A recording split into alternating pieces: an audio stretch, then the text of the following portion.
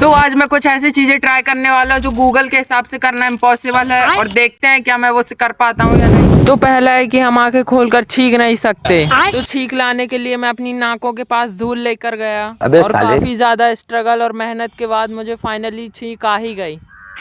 मेरा नाम है कुल्ला। तो दूसरा है कि हम एक स्टॉप वॉच को 3 सेकंड में नहीं रोक सकते।